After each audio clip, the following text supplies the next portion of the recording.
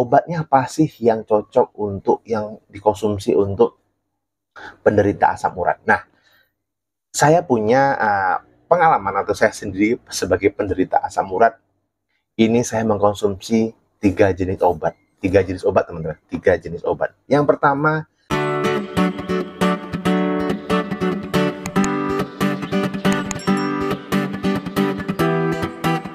Assalamualaikum warahmatullahi wabarakatuh. Teman-teman, kembali lagi ke channel Bambang Sumedi. Terima kasih teman-teman yang sudah mengklik video ini. Mudah-mudahan rezeki teman-teman dilancarkan terus.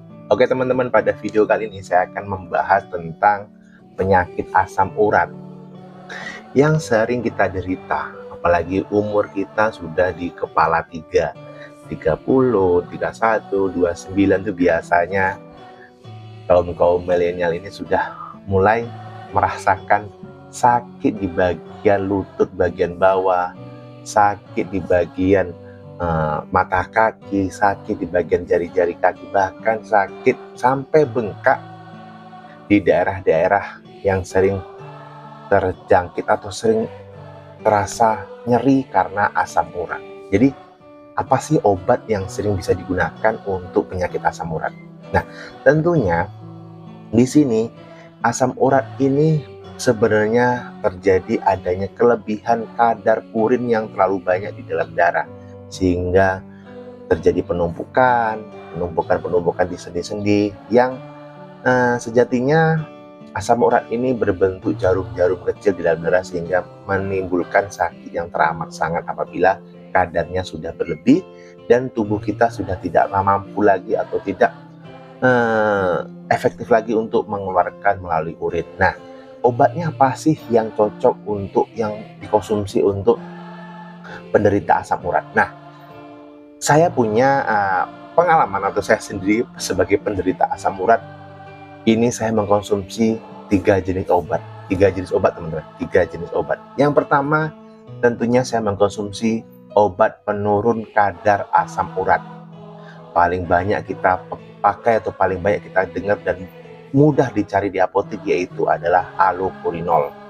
Nah, allopurinol sendiri banyak dosisnya, ada yang 100, ada yang 300. Dan selanjutnya itu ada yang kedua, itu ada colchicine 0,5 mg. Ini juga bisa dikonsumsi untuk menurunkan kadar asam urat. Seperti ini saya punya contohnya obat allopurinol. Ini allopurinol 100 ml yang dikonsumsi untuk menurunkan kadar asam urat di dalam darah. Nah, yang kedua yaitu obat penghilang nyeri, tentunya teman-teman. Untuk penghilang nyeri golongan NSAID saya menggunakan yaitu natrium diclofenac.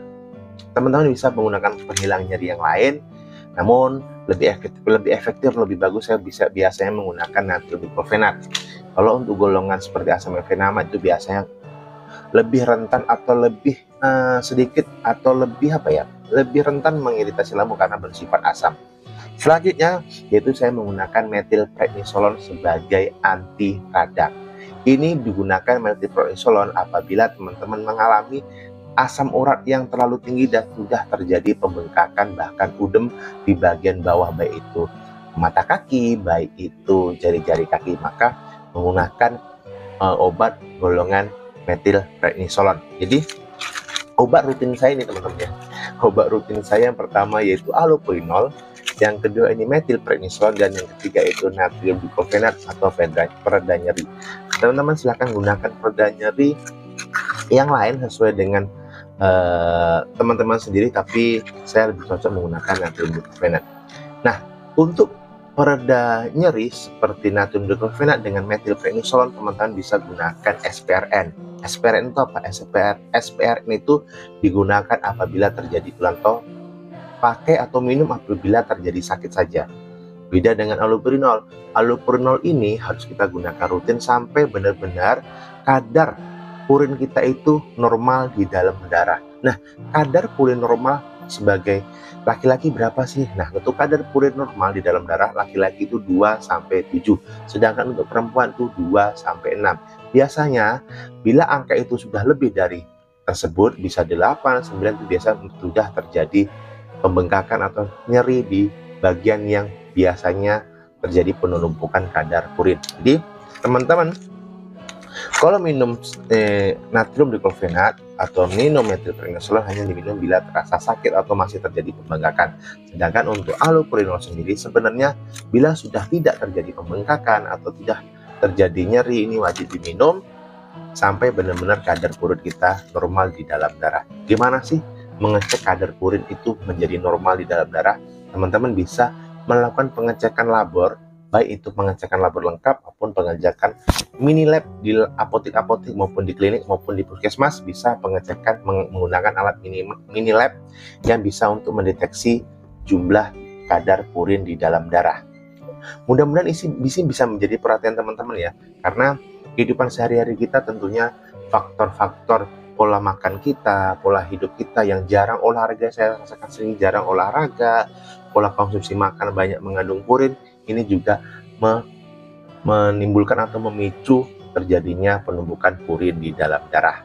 Oke teman-teman, mudah-mudahan ini bisa menjadi manfaat buat teman-teman semua yang menyaksikan video saya dan bisa menjadi gambaran bahwasanya asam urat ini sangat mengganggu. Saya sendiri teman-teman ya, kalau kadar asam urat itu sedang tinggi, bisa terjadi pembengkakan, itu sangat sekali mengganggu aktivitas kita, baik itu aktivitas dalam bekerja, baik itu aktivitas sehari-hari, bahkan aktivitas beribadah pun kita bisa menjadi terganggu karena adanya nyeri bahkan bengkak yang sangat mengganggu pada pergelangan kaki kita dan bagian-bagian lain yang sering terjadi penumpukan kadar asam urat.